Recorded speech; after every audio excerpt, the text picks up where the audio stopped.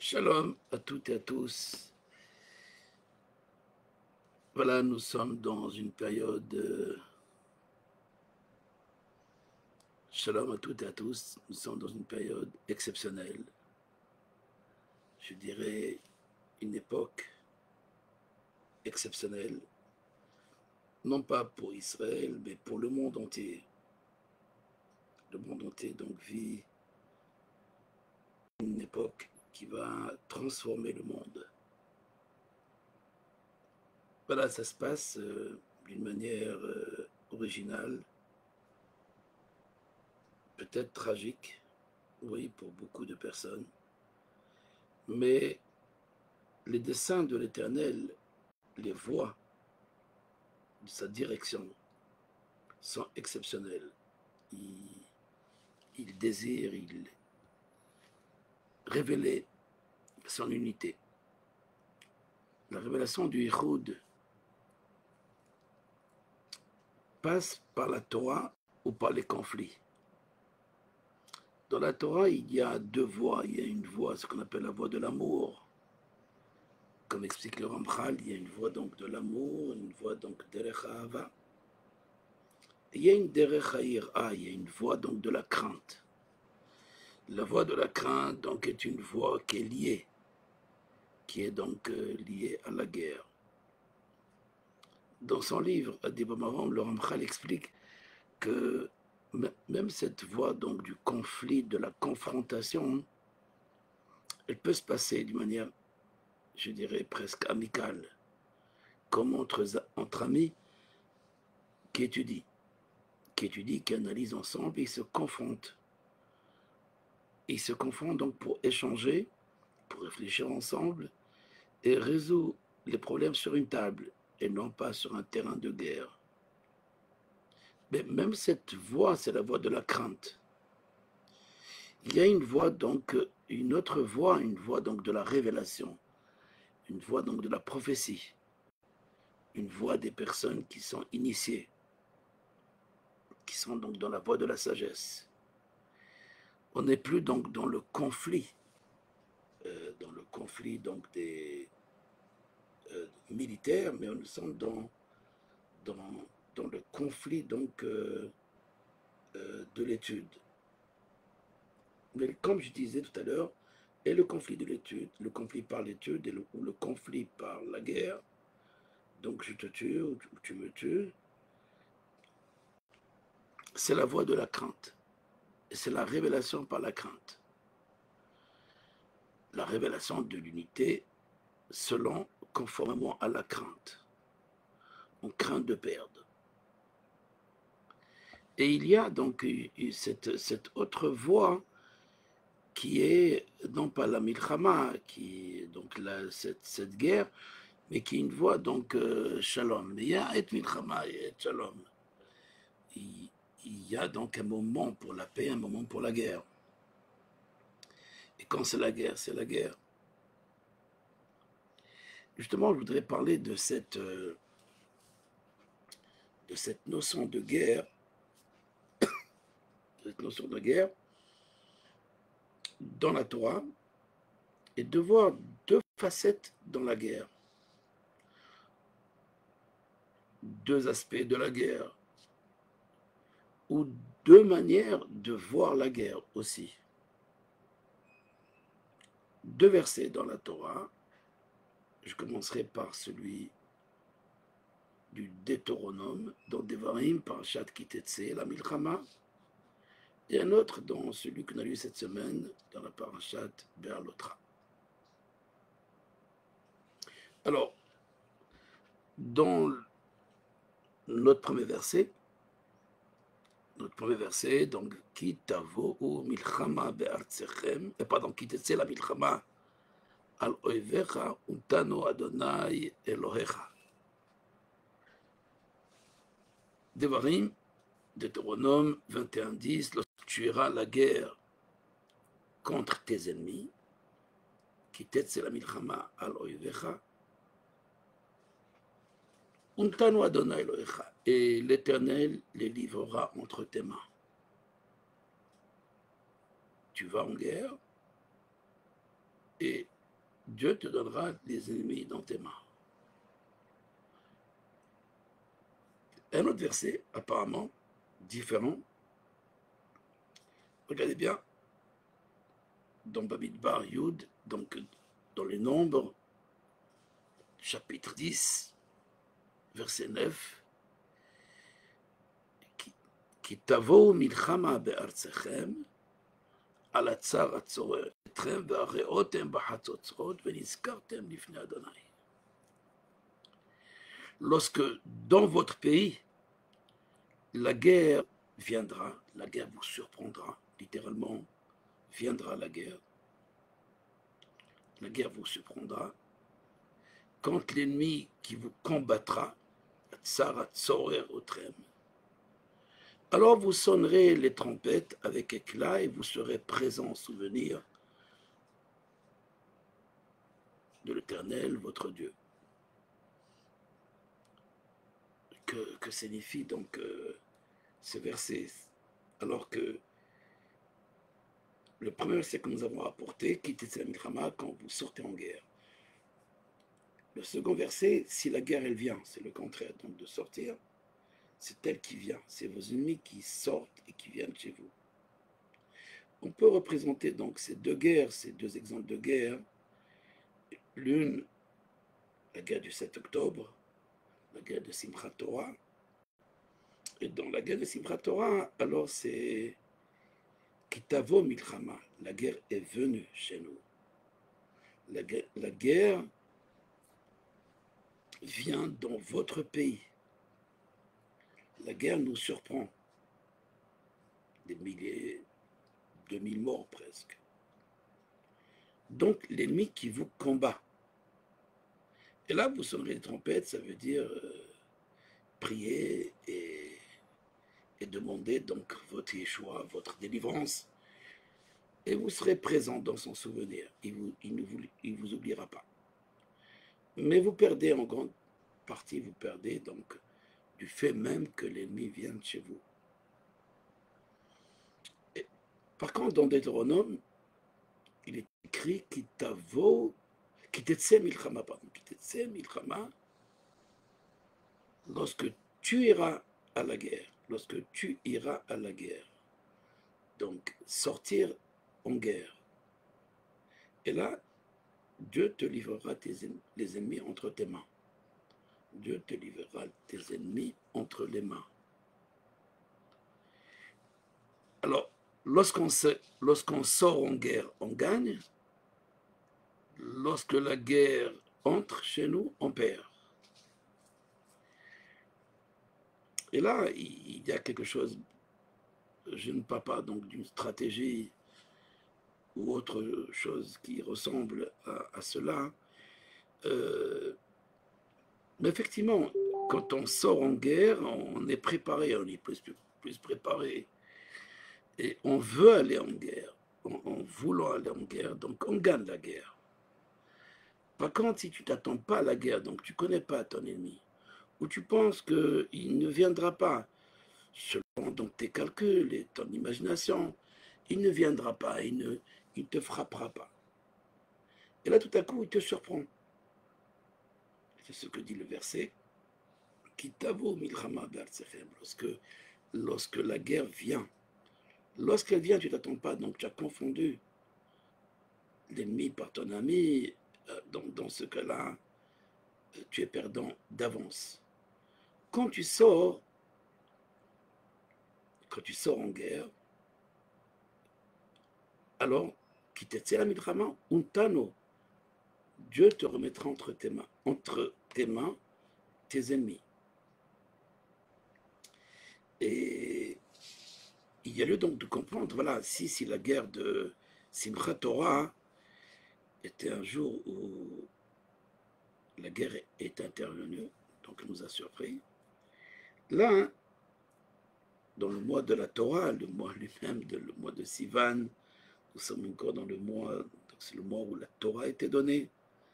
Et voilà, donc il y a plutôt une 600 jours après la première guerre, on va aller chercher la guerre plutôt on va sortir en guerre contre, comme on dit, la tête du serpent. Donc on va attaquer le problème à l'origine, qui chauffe tout cela. Mais quelque part, celui qui chauffe est intéressé autant que nous de la sainteté, ce qu'on appelle El-Quds. El-Quds qui veut dire le Beth Amikdash, le temple, la mosquée qui se trouve donc dans l'esplanade du temple de Salomon. Donc il y a une volonté de faire régner la sainteté dans cette voie du chiisme, de l'islam chiite, tel qu'il est représenté par les Iraniens, ou plutôt par les mollahs iraniens, d'une part, et le Hamas, leurs représentants, leurs ramifications, et Hezbollah, etc., Houthi, tous ces gens qui propagent donc ce venin, cette haine, mais au nom de la sainteté. Au nom de la sainteté, au nom donc de la révélation donc de l'unité, de la Malchut Hashem, pour le dire clairement, c'est-à-dire du royaume de Dieu, pour reprendre un terme connu. Ceci dit, le Zohar, dans le Zohar Hadash, donc Kitetse, Zohar Hadash, il écrit Kitetse la milchama al oivecha, Rabbi Shimon Patar ve'amar, Zanach Israël Tov, Oyev Irdefo. Alors, dans le livre de Hoshea, dans le livre de Osée, Hoshea, chapitre 8, verset 3, il est écrit, Rabbi Shimon explique, enfin, ouvre sa conférence ainsi, Israël a rejeté le bien, l'ennemi le poursuivra. Israël a rejeté le bien, l'ennemi le poursuivra. Bon, des torachot du genre, c'est-à-dire des réprimandes de ce genre, nos prophètes, Baruch Hashem, sont remplis donc de réprimandes, de reproches sur notre conduite, à travers donc tous les âges. Le Zohar pose la question, c'est quoi Tov? Maï Zanah Israël Tov. Qu'est-ce que signifie le Tov?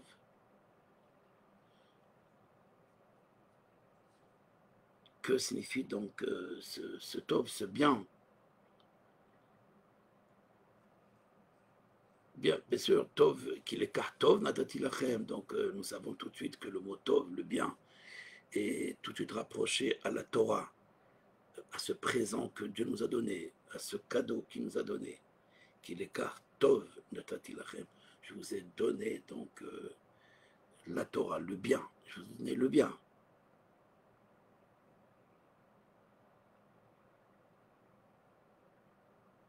Alors, Israël a abandonné le bien. Il faut savoir que ceux qui choisissent le mal moral, pour le comprendre le plus facilement possible, n'est-ce pas,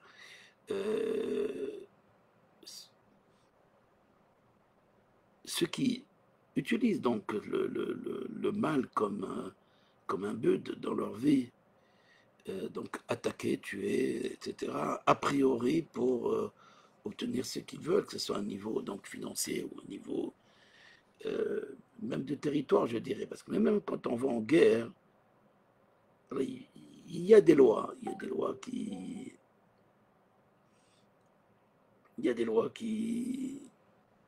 régissent même notre comportement pour attaquer. Donc c'est pas toutes les situations ne sont pas permises. La Torah, comme la loi orale, écrit donc ces détails.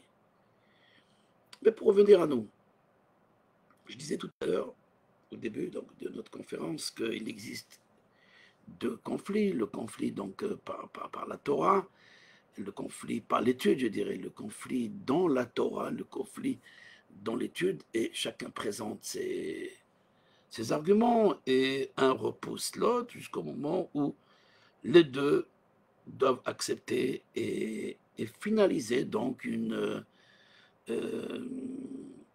conclusion ensemble et conclure. Donc, au début, c'est des ennemis, ils se comportent comme des ennemis. Advaheb et Safal. Cependant, dit le verset, à la fin, ils doivent devenir des frères et aimer l'un et l'autre. Ceci, donc, c'est le conflit dans la Torah même, comme j'expliquais au début. Mais le conflit dans la guerre, le conflit, donc, qu'est-ce qui s'oppose à qui? C'est extraordinaire parce que il y a des guerres de territoire. On peut comprendre. Il y a des guerres de religion. Il y a des guerres des idées, des conflits entre les idées. Et c'est ce que nous sommes confrontés. Ça veut dire l'Occident est compris. Ça veut dire il y a une liberté. Je ne vais pas confondre, n'est-ce pas, donc l'État d'Israël et sa destinée avec l'Occident. Même si on partage Israël et l'Occident à un niveau politique, économique, etc., beaucoup de dénominateurs communs avec l'Occident, mais nous sommes loin donc de partager l'essentiel, c'est-à-dire la foi juive. Même si on veut rapprocher la foi juive et la foi chrétienne, c'est juste à plusieurs niveaux. Aussi, les religions se concordent et s'entendent sur beaucoup de points, mais non pas sur l'essentiel, c'est-à-dire la foi dans l'unité. Ceci dit, que Israël, revenons donc au verset dont Osée, Israël a abandonné le bien. Il a abandonné, donc, selon le Zohar, selon les maîtres, il a abandonné la Torah. D'autres, il a abandonné la souveraineté, la malchoute. Pour d'autres, il a abandonné donc la souveraineté, la royauté. Comment retrouver donc cette royauté? Et pourquoi il a abandonné la royauté? Justement, toute la notion donc de la démocratie telle qu'elle est représentée en Israël et comme en Occident, sont dans une voie donc d'abandonner réellement donc la royauté. La royauté, c'est la monarchie. La démocratie, apparemment, donc il y a une certaine concordance entre les personnes intéressées et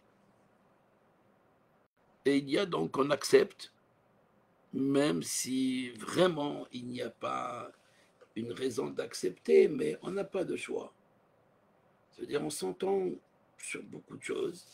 Bon, on ne peut pas dépasser certaines lignes rouges, mais en général, les gens parlent la voie démocratique. Donc c'est loin de toute haine et de toute guerre ou conflit qui peut amener à des bains de sang, en général. Dans les pays civilisés, donc, c'est la voie la plus, je ne dirais pas la meilleure, mais la plus adaptée donc aux différentes situations, aux différentes nations. Et c'est une manière donc de vivre ensemble,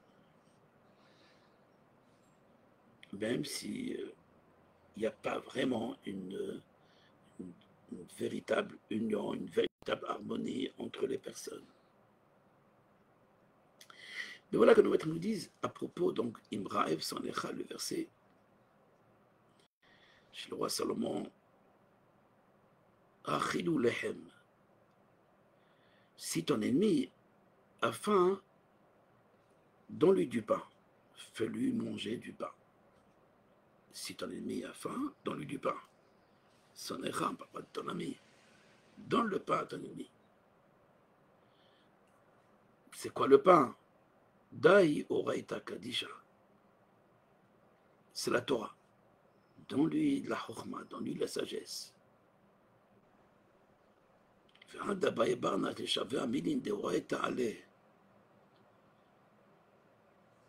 Ainsi donc, en lui donnant donc les paroles de la Torah, hein, ces paroles seront aussi instituées dans son cœur.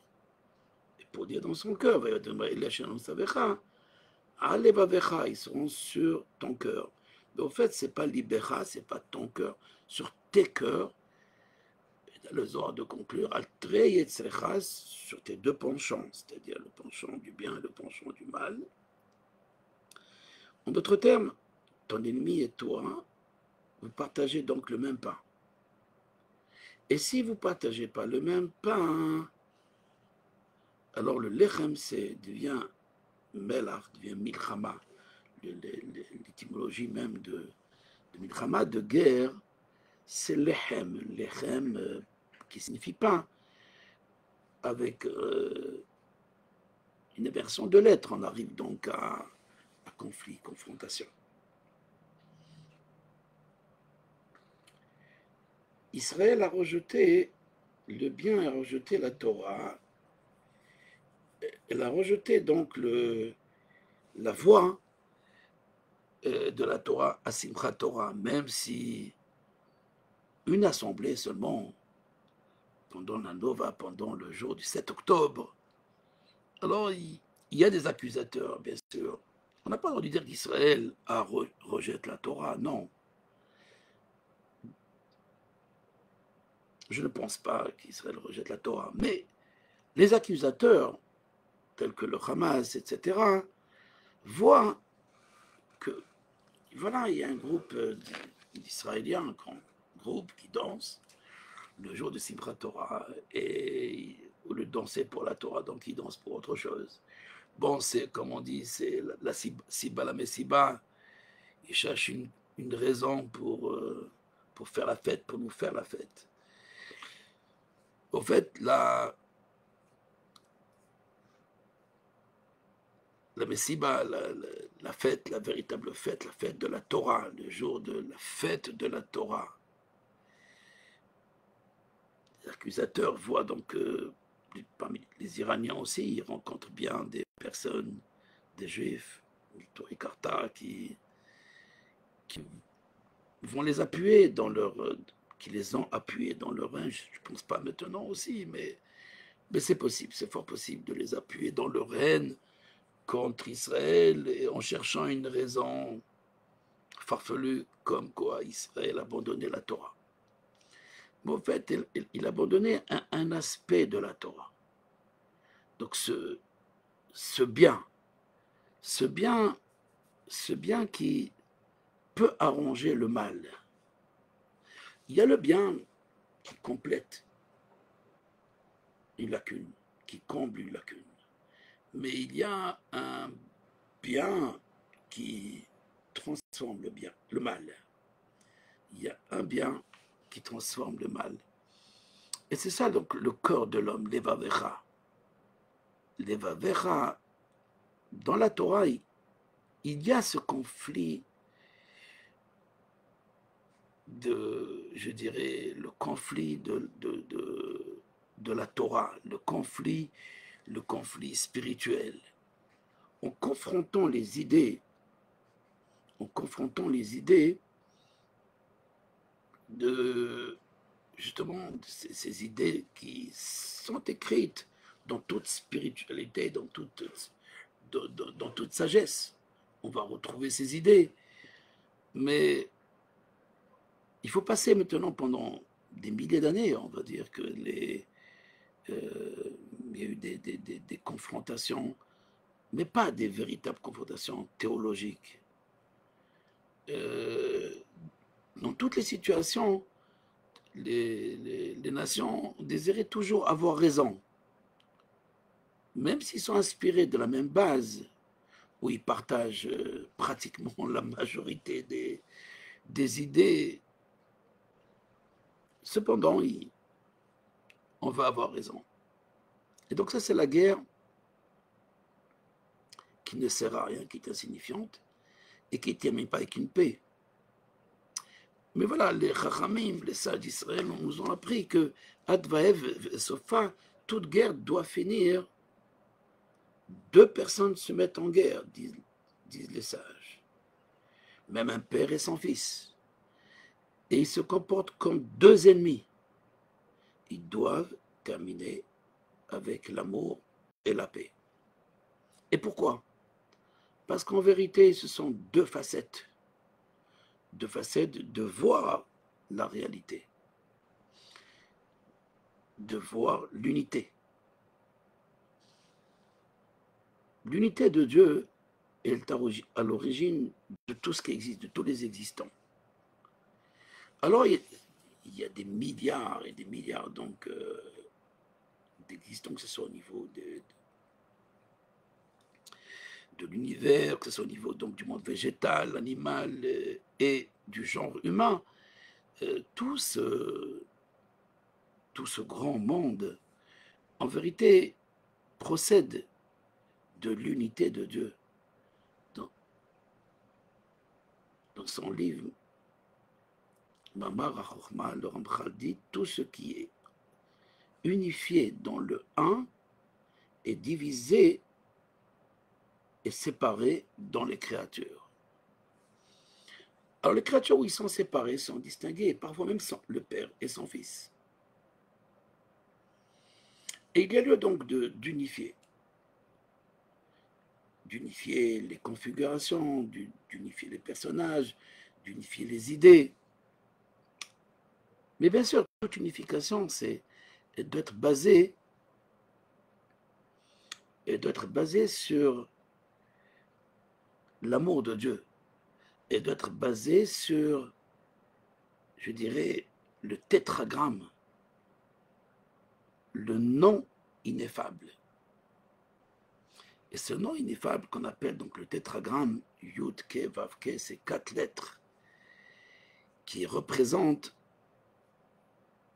le nom de Dieu, le nom ineffable de Dieu, Ani Adonai Lo Shaniti. Moi, Yud Ke Vav Ke, je ne change pas, je ne me transforme pas. Et donc ce tétragramme qui est représenté continuellement par le peuple d'Israël, puisque Israël, lui, on va dire, il ne jure que par le nom. Le nom. Celui qui est nommé par le nom. Et donc, ce nom de Yud Ke Vav Ke représente donc l'uniformité de toute l'existence, que ce soit au présent, Hové, Haya, Yé, dans le passé, dans le futur. C'est une unité qui est permanente. Et il n'a pas changé, même si au niveau des événements historiques, alors il a choisi un peuple, il a sorti un peuple, il a fait traverser un peuple, etc. Les autres peuples peuvent prendre des modèles et raconter aussi des histoires ou des anecdotes ou des paroles de sagesse. Tout cela est possible.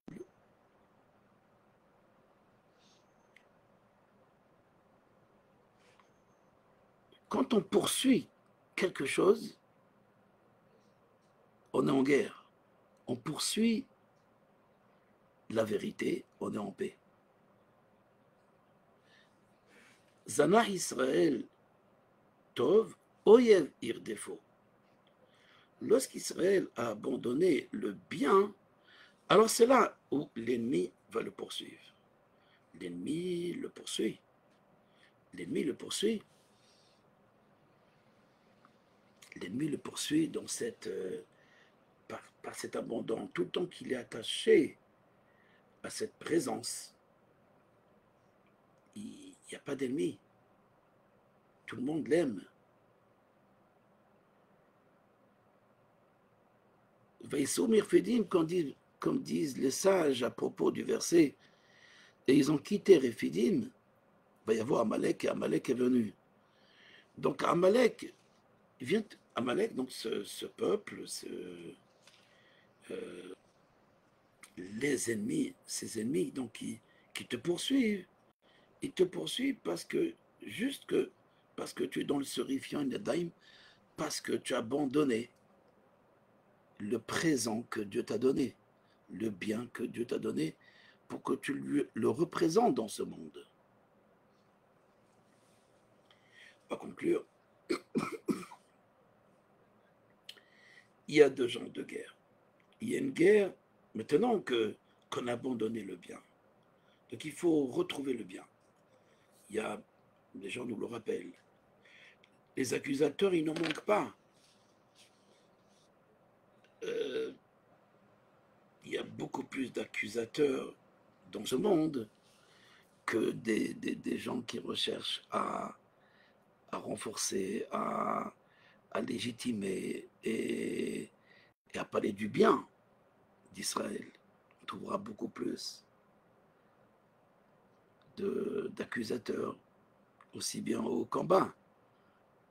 Alors dans ce cas-là, très bien, pour réparer la situation, la machine est en marche, l'accusateur est déjà dehors, il se prépare à t'effacer, tu déranges. Israël n'a jamais poursuivi quelqu'un, n'a jamais poursuivi quelqu'un.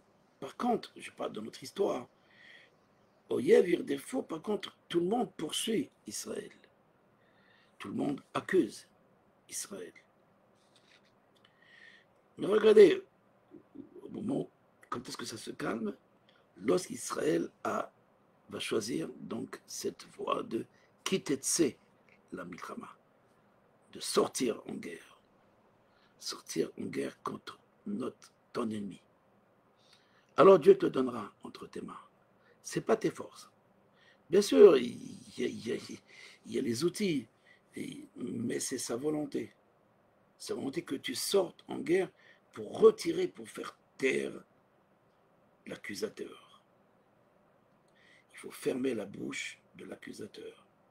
Et pour cela, c'est sortir en guerre. Chose qui est extraordinaire, justement, le serpent, lui, comme toute créature, donc sa bouche, c'est là où la bouche s'ouvre, au fait, pour proférer le bien. Et nous devons aussi conclure et voir le bien d'Akadosh Baruch Hu, le bien de Dieu dans ce monde, parce que jamais Israël oserait attaquer l'Iran. Il y a 2 ans, il y a 3 ans, il y a 10 ans, des années, Bibi Netanyahu parle d'aller attaquer.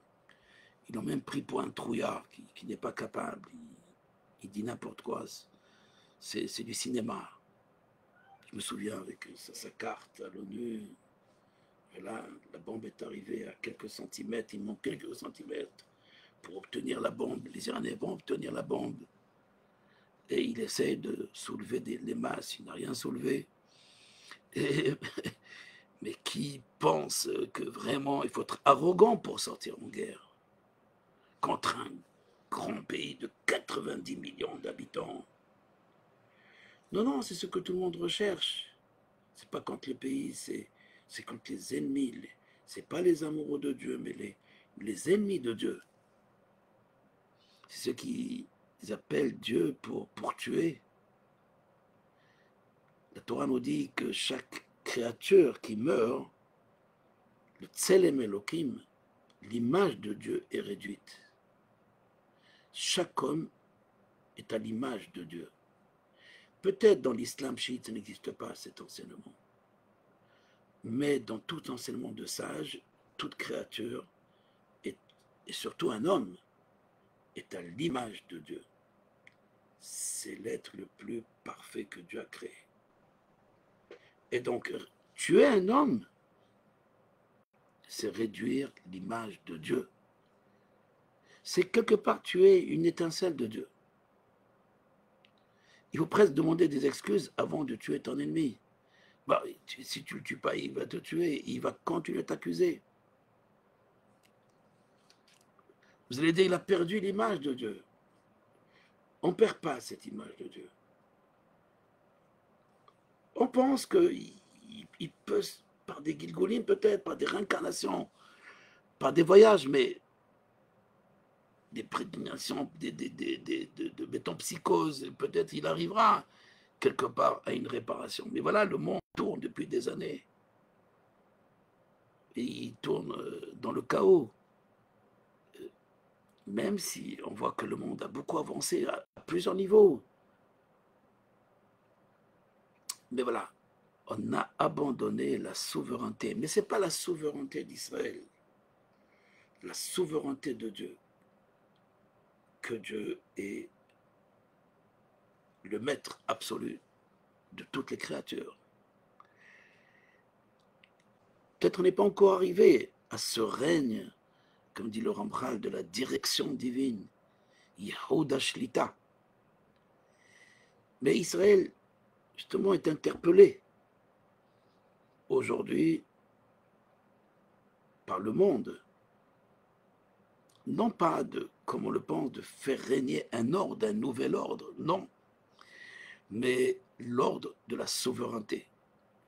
En disant qu'Israël a abandonné le bien, il a abandonné la voie Imru Hashem Kitov. Dites que Dieu est le bien. Et donc Dieu est le bien, donc abandonner cette souveraineté, non pas cette foi en Dieu. Nous avons tous la foi en lui. Mais par contre, ce n'est pas la foi dans l'existence de Dieu qui manque. C'est la foi dans de la souveraineté de Dieu dans l'histoire.